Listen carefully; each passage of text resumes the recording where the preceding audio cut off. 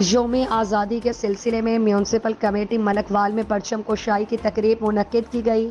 Assistant commissioner اور D S P نے پرچم کشائی کی۔ جشن آزادی کے سلسلے میں میونسپل کمیٹی ملکوال میں پرچم کشائی کی تقریب منعقد ہوئی، جس میں اسسٹنٹ کمشنر محمد ریاض گجر اور ڈی ایس پی غلام جعفر چینا نے پرچم کشائی کی۔ اس موقع پر ریسکیو 1122 اور اسکول طلبہ کے کیڈٹ دستے نے پرچم کو سلامی پیش کی۔